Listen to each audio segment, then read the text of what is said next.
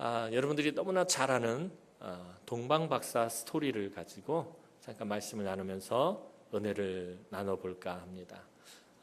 아기 예수님이 탄생하자마자 가장 처음 경배한 사람들, 아기 예수께 처음 경배한 사람들이란 제목을 가지고 말씀을 전할 건데, 이게 얼마나 우리에게 중요한 의미가 있는지 오늘 말씀을 통해서 하나하나 짚어보고 살펴보고 은혜를 나누기를 소원합니다.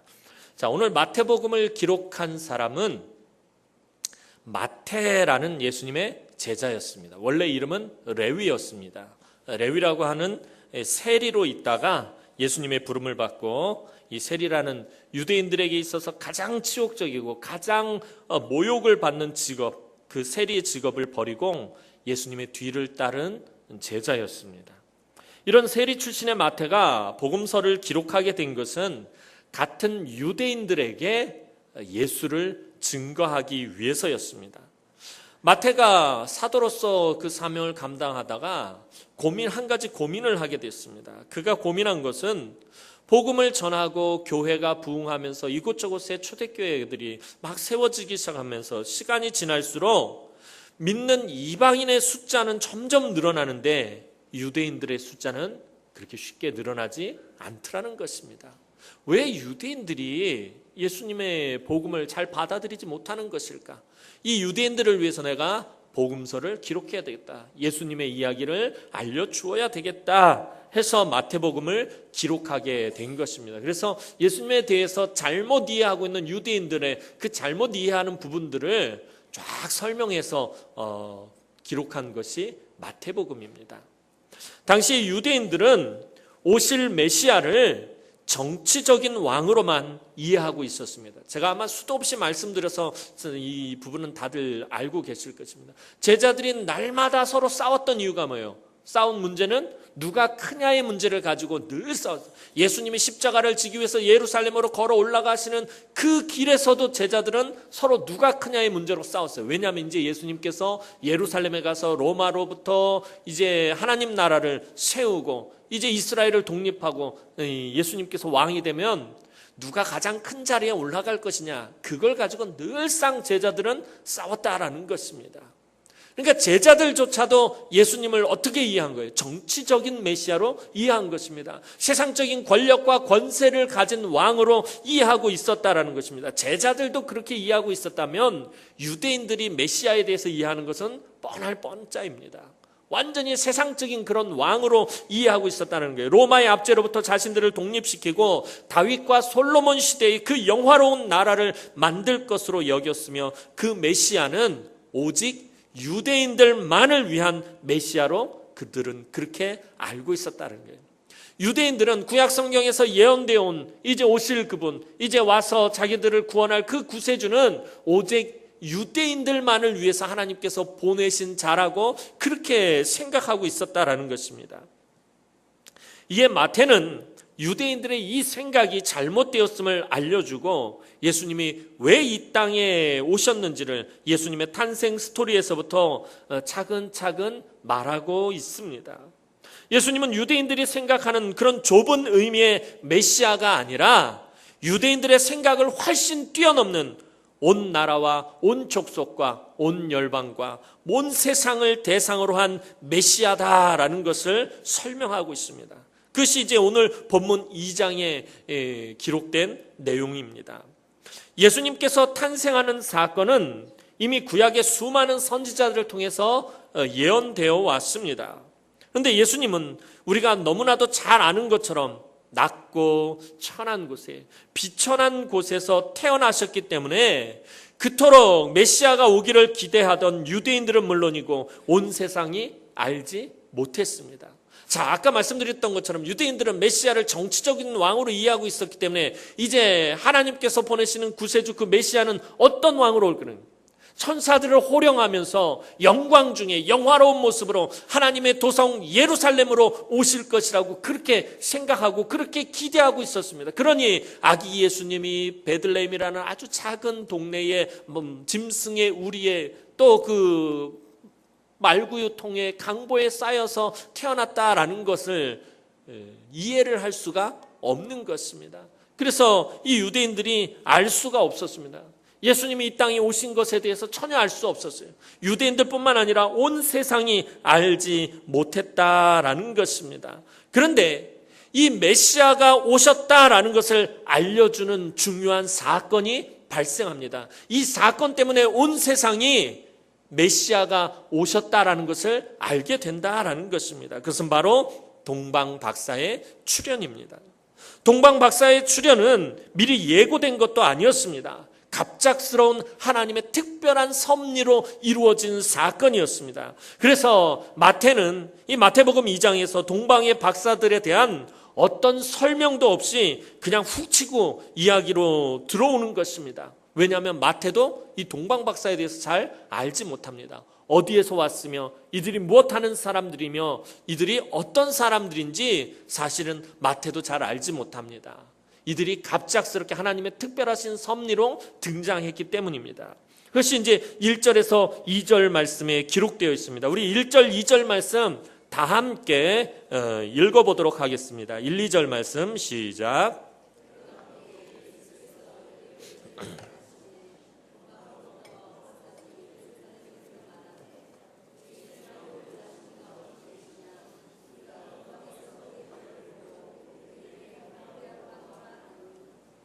아멘.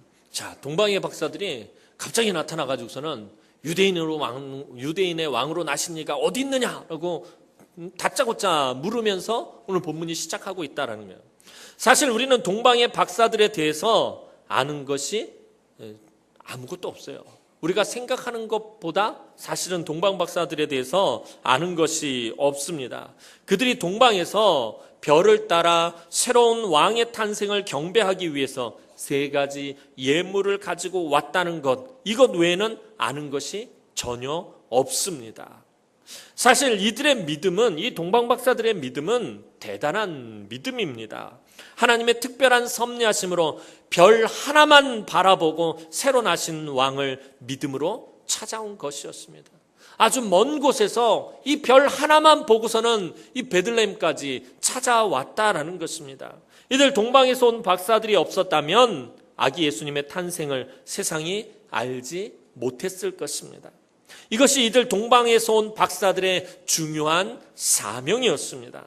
만약에 동방의 박사들 말고 유대인들이 이 사실을 알았다면 아기 예수님은 오직 유대인들만의 왕으로 소개되었을 것입니다.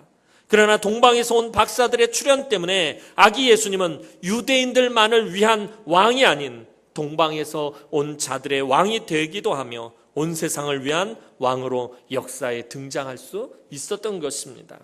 그런데 이 이야기의 구조가 사실은 굉장히 낯설지가 않다라는 것입니다. 동방 박사가 아주 먼 곳에서 그냥 별 하나만 보고 따라와서 아기 예수를 만나고 아기 예수를 왕으로 알고 아기 예수께 경배하고 돌아갔다라는 이 이야기, 이 스토리의 구조가 사실은 저와 여러분들에게 굉장히 익숙한 일이다라는 것입니다. 왜냐하면 바로 우리들 중에는 그렇게 예수를 알게 된 사람들이 많기 때문이다라는 것입니다. 무슨 말이냐면 동방의 박사들이 별을 따라 찾아와서 아기 예수를 만났듯이 별이 아닌 다른 무언가를 따라 나왔다가 예수를 알게 된 성도들도 있다라는 것입니다. 어렸을 때 성탄절에 주는 곰보빵을 따라 나왔다가 예수를 만나게 되고요. 그죠? 여름 성경학교 때 이 교회에서 나눠주는 그 쭈쭈바 하나 바라보고 나왔다가 그것 따라 나왔다가 예수를 만나게 되고요. 또 어떤 분은 친구 따라 체육대회 때 배구하러 나왔다가 예수를 만나고 구주를 영접한 사람도 있고요. 우리 교회 그런 사람도 있잖아요. 그죠? 또 저도 사실은 아주 어릴 때에 엄마 손 붙잡고 교회에 나왔다가 아기 예수님을 만나게 된 케이스입니다. 모태신앙도 마찬가지입니다. 엄마의 뱃속에서 탯줄을 따라 가다가 예수를 만나게 되었다라는 것입니다. 이 자리에서 어느 날 갑자기 예수를 딱 믿게 된 사람 없어요. 뭔가를 따라가서 그곳에서 예수를 만나고 예수를 영접하고 예수를 경배하게 되었다라는 것입니다. 사실 하나님께서 준비하신 별이 동방박사를 이끌어 준 것처럼 누군가가 혹은 무엇인가가 나를 이끌어 주지 않았다면 예수를 알지도 만나지도 못했을 것입니다. 하나님께서 멀고 먼 저 우주 속에 있는 별을 움직이시고 동방의 박사들이 그 별을 발견하게 하시고 또 그 별이 한 왕의 탄생과 관련이 있음을 알게 하시고 그들을 즉각적으로 움직이게 하신 것은 어떻게 해서든지 아기 예수님의 탄생을 온 세상에 알리시기 위해서였다라는 것입니다. 아기 예수님의 탄생을 온 세상에 알리기 위해서 하나님은 별을 움직이셨고 또 그 별을 동방 박사들이 발견하게 하셨고 또 그 별이 어떤 의미가 있는지 알게 하셨고 또 그들을 즉각적으로 움직이게 하셔서 이 아기 예수님의 탄생을 온 세상에 알리게 하셨다라는 것입니다. 왜냐하면 아기 예수님은 온 세상을 다스리는 왕이기 때문입니다. 자, 그렇다면 하나님께서는 유대인들 가운데서 이 사실을 알릴 사람을 찾지 않으시고 왜 먼 동방의 사람들을 사용하신 것입니까? 그것은 유대 땅 안에 있는 사람들 중에는 구세주의 탄생을 받아들일 믿음을 가진 사람이 한 사람도 없었기 때문이었습니다. 오늘 헤로드 왕을 비롯한 본문에 등장하는 유대의 종교 지도자들의 모습을 보면 이 놀라운 하나님의 섭리하심 앞에 믿으려 하는 사람이 단 한 사람도 없었다라는 것입니다. 예루살렘 안에 얼마나 많은 종교 지도자들이 있었습니까? 대제사장, 서기관, 바리새인들, 또 사두개인들, 그 외에도 수많은 레위인들을 비롯해서 이 종교 지도자들이 많이 있었는데 그들 가운데 단 한 사람도 이 하나님의 놀라운 이 섭리하심을 믿으려고 한 사람이 없었다라는 것입니다. 말씀으로 증거되어진 부분이 지금 성취되고 있음에도 불구하고 그것을 받아들이지 못하고 있었다라는 것입니다. 이제 동방의 박사들이 별을 따라서 예루살렘에 이르게 되었습니다. 그리고 그곳에서 유대인의 왕으로 나신 이를 찾았습니다. 그러자 어떻게 됩니까? 헤롯과 온 예루살렘에 소동이 일어납니다.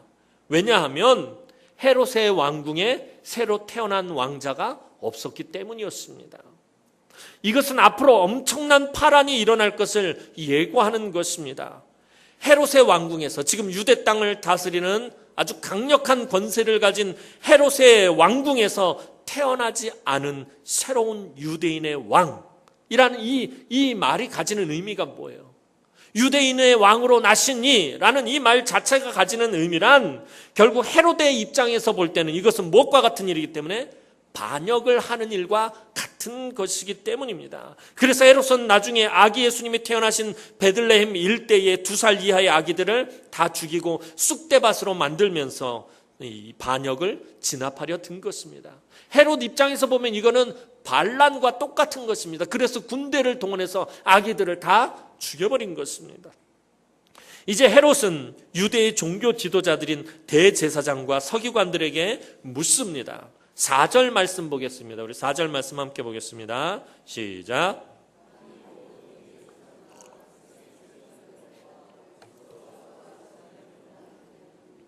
네. 자, 헤롯이 한 가지 특이한 것은 동방에서 온 박사들이 유대인의 왕으로 나시니가 어디 있느냐라고 물었을 때 어떤 다른 것에서 그 답을 찾으려 한 것이 아니라 성경에서 답을 찾으려고 했다라는 거예요. 그러니까 이 얘기는 뭐예요? 이제 이 땅에 하나님께서 구세주를 보내실 것이다라는 사실을 이 이스라엘 땅, 유대 땅 안에 있는 사람들 대부분이 다 알고 있었다라는 내용이 다 알고 있었다라는 얘기가 되는 것입니다. 헤롯도 알고 있었다라는 거예요. 그러니까 성경에 어디에 이 이야기가 자세히 기록되어 있느냐라고 묻고 있는 것입니다. 그러자 대제사장과 서기관들은 미가 선지자의 예언을 인용해서 헤롯에게 알려줍니다. 그것이 5절에서 6절 말씀입니다. 5절에서 6절 말씀 다시 한번 읽어보도록 하겠습니다. 5절 6절 말씀 시작.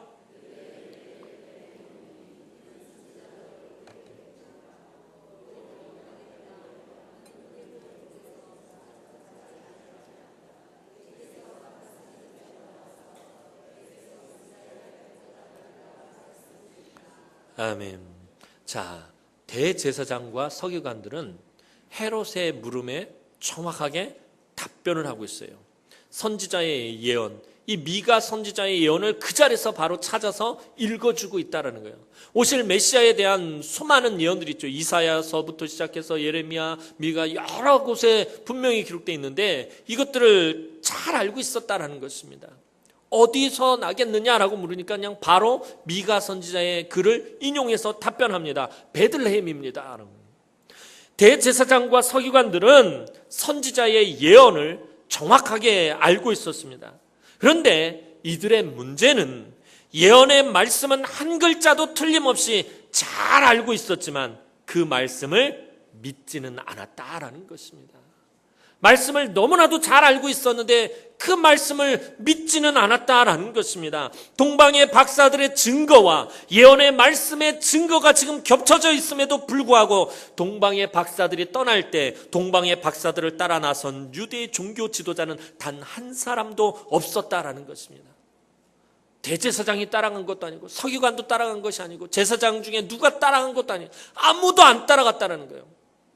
분명히 동방 박사들도 하나님의 특별한 섭리하심 가운데서 증거했고 하나님이 이 선지자들의 그 예언의 말씀들이 증거되어져 있는 이 상황 가운데서 그것을 확인하려고 들지도 않았다라는 것입니다. 믿지는 못하더라도 만약 저와 여러분들이라면 믿지는 못하더라도 확인하기 위해서 가보기는 해야 될 텐데 그것도 하지 않는다라는 거예요. 이 말은 뭐예요? 믿지도 않을 뿐만 아니라 아예 이것을 받아들이지 않겠다라는 것입니다. 오실 메시아를 받아들이지 않겠다라는 것과 똑같은 것입니다. 그래서 단 한 사람도 이 동방의 박사들을 따라간 것이 아닙니다. 그들이 따라 나서지 않은 것은 이 예언의 말씀을 전혀 믿지 않았을 뿐만 아니라 받아들이지 않았기 때문이었습니다. 자, 누가복음을 보면 아기를 낳을 때가 다 된 마리아가 요셉과 함께 호적하기 위해서 자기의 조상 다윗의 동네인 베들레헴에 가게 됩니다. 근데 그곳에 갔을 때 아무도 이 가난한 부부를 돌봐주고 관심을 가져준 사람이 한 사람도 없었습니다. 모두가 이번 기회를 통해서 돈을 벌기 위해서 혈안이 되어 있었지 이 만삭의 마리아에게 대해서 관심을 갖고 이 만삭의 마리아를 돌봐준 사람이 없어서 다 외면하고 있었습니다. 베들레헴의 사람들도 아기 예수님의 탄생에는 전혀 관심이 없었습니다. 그날 밤에 만삭의 여인에게서 태어나는 아기가 메시아라는 사실을 알지 못했다 할지라도 그 누구도 이 불쌍한 임산부를 위해서 온정을 베풀고 돌보아준 사람 하나도 없었다라는 것입니다. 이게 지금 유대 땅 안에 있는 영적인 분위기입니다. 예언의 말씀을 듣고도 베들레헴을 찾아가지 않은 종교 지도자들과 만삭의 임산부를 돌보지 않은 베들레헴의 사람들을 통해서 알 수 있는 것이 지금 무엇입니까? 이 새로 나신 왕은 유대인의 왕이 아니라는 것입니다. 유대인들만을 위한 왕이 아니라는 것입니다. 분명히 유대인의 왕으로 나셨지만 유대인들에게는 철저하게 외면을 받고 버림을 받으셨습니다. 결국에는 그 유대인들 때문에 십자가에서 죽임을 당하게 됩니다. 그리고 그 십자가 위에는 유대인의 왕이라는 비통한 팻말만 하나 붙게 됩니다. 예루살렘의 종교 지도자들과 베들레헴의 사람들은 마땅히 아기 예수님을 경배하러 가야만 했습니다.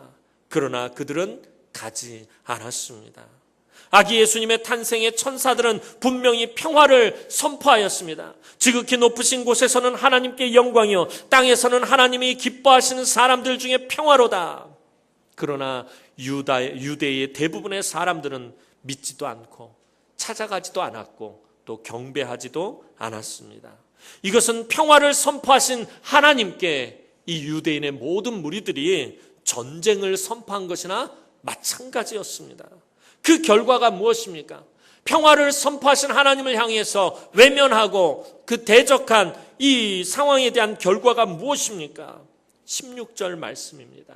16절 말씀을 보면 이에 헤롯이 박사들에게 속은 줄 알고 심히 노하여 사람을 보내어 베들레헴과 그 모든 지경 안에 있는 산의 아이를 박사들에게 자세히 알아본 그때를 기준하여 2살부터 그 아래로 다 죽이니. 전쟁이잖아요. 하나님은 평화를 선포하셨는데 헤롯을 비롯한 유대인들은 하나님께 전쟁을 선포한 것입니다. 헤롯은 아주 교묘한 음모를 꾸밉니다. 동방의 박사들이 새로 나신 왕을 경배하고 돌아가는 길에 들려서 자신에게 그 자세한 것을 알려달라는 것입니다. 그러면 자기도 가서 경배하겠다라는 것입니다. 동방의 박사들은 헤롯의 말을 듣고 이제 예루살렘을 나왔습니다. 그런데 마태는 그들에 대해서 이렇게 말하고 있습니다. 10절 말씀 보겠습니다. 10절 말씀입니다. 시작. 자, 이스라엘의 중심 예루살렘, 이스라엘 안에서 가장 영화로운 도성 예루살렘에서 나온 동방 박사들의 반응은 기뻐하고 기뻐했다라는 것입니다. 정말 기뻐했다라는 것입니다. 별이 다시 새로 나신 왕의 위치를 알려주자 이들이 기뻐했습니다. 사실 이들은 예루살렘과 같은 고대의 역사와 전통이 있는 이 큰 성읍에서 왕이 나실 것이라고 기대하고 예루살렘을 찾아온 것이었습니다. 그런데 이 예루살렘에서는 왕의 탄생도 없었고 무엇보다도 왕의 탄생을 반기지 않았다라는 것입니다. 이 영화로운 성읍에서 왕의 탄생을 반기는 사람이 한 사람도 없었다라는 것입니다. 그리고 그 왕을 믿지도 않았다라는 것을 이 동방에서 온 박사들이 알았던 것입니다. 그래서 예루살렘에서 나오자마자 기뻐하고 기뻐했던 것입니다. 이 사실을 믿지 않는다면 지금 이곳에서 이제 왕이 탄생하셨고 이제 새로운 구세주가 왔다라는 이 사실을 믿지 않는다면 지금 예루살렘에 있는 왕은 참된 왕이 아닙니다. 이 예루살렘의 왕은 이제 새로 나신 왕에게 그 보좌를 빼앗기게 될 왕이라는 것을 동방의 박사들이 알게 된 것입니다. 그래서 그들이 예루살렘을 나와서 기뻐하게 된 것입니다.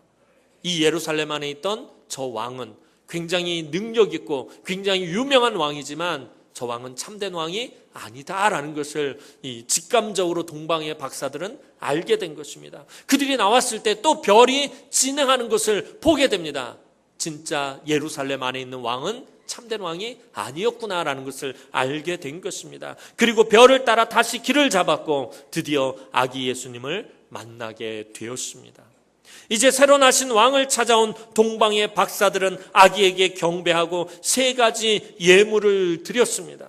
11절 말씀 보면 집에 들어가 아기와 그의 어머니 마리아가 함께 있는 것을 보고 엎드려 아기께 경배하고 보배압을 열어 황금과 유향과 모략을 예물로 드리니라. 이들의 믿음이 정말 대단한 것이 예루살렘의 영화로운 왕궁도 아닌 베들레헴이라는 아주 시골 촌구석에 가난하고 비천한 곳에 살고 있던 마리아와 아기 예수를 보고 경배했다라는 것입니다. 동방의 박사들은 옛 페르시아에서 속해 있었던 굉장히 옛 귀족 가문에 속해 있는 지체 높은 사람들입니다. 고귀한 사람들입니다. 이런 사람들이 이 유대 땅 한 촌구석에 와서 가장 비천하고 가장 가난한 곳에 살고 있는 아기에게 엎드려서 절했다라는 것은 엄청난 믿음이다라는 것입니다. 보통 믿음 가지고서는 이렇게 할 수가 없다라는 것입니다. 지금까지 아무도 이 아기를 새로 나신 왕으로 인정하고 경배한 사람이 없었습니다. 동방에서 온 박사들은 믿음의 눈으로 이 초라해 보이는 아기가 앞으로 세상의 모든 죄악의 권세를 깨트리고 영원하신 하나님 나라를 세울 왕 중의 왕이라는 것을 본 것이었습니다. 그러니 이들의 믿음이 정말 대단한 것입니다. 사실 여기까지 오면서 아마 이 동방의 박사들의 믿음이 계속해서 성장했을 것입니다. 처음에 별을 발견했을 때는 아무것도 몰랐을 것이에요.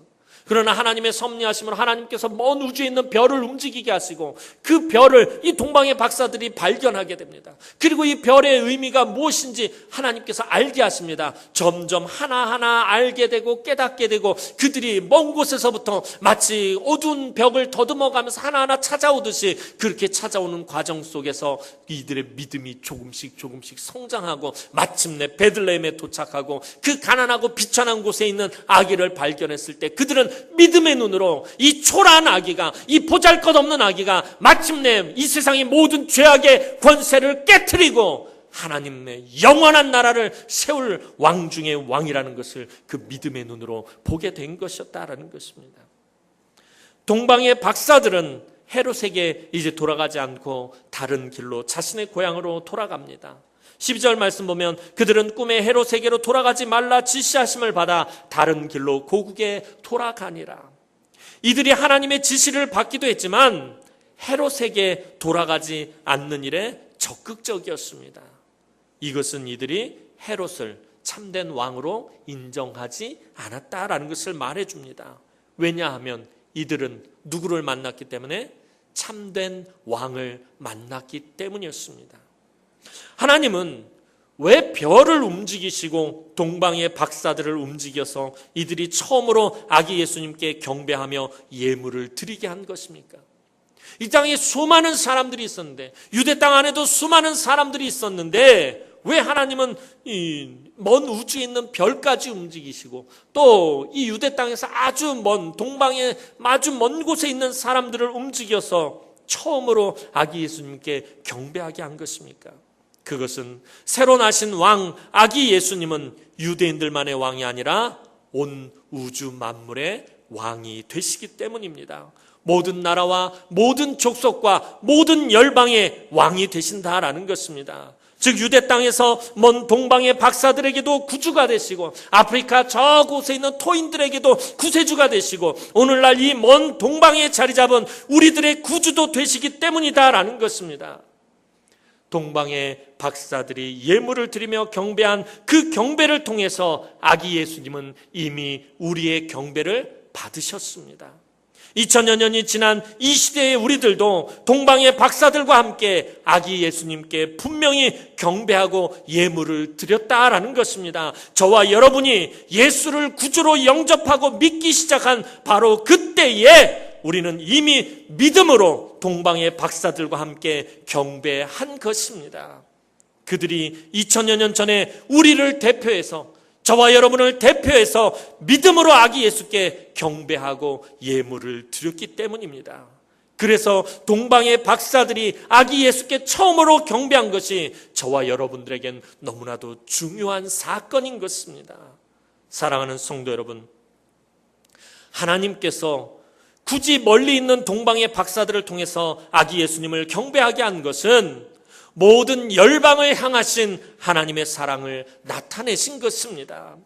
하나님은 동방의 박사들을 통해서 이방의 한 영혼이라도 놓치지 않으시겠다라는 것을 강력하게 지금 선포하고 계시는 것입니다. 땅끝까지 이르러 죄의 종로로 타는 자들을 다 찾아오시겠다라고 지금 선포하고 계시는 것입니다. 다시 말해서 예수 그리스도께서 이 낮고 천한 곳까지 내려오신 것은 결국에 누구 때문입니까? 왜 하나님과 동등된 분, 온 우주 만물을 천지를 창조하실 때 하나님과 함께 천지를 창조하셨고 모든 것을 다스리시고 통치하시는 이분이 왜 이 땅에 이 낮고 천한 곳에 왜 인간의 몸을 입고 오신 것입니까? 누구 때문에 그런 것입니까?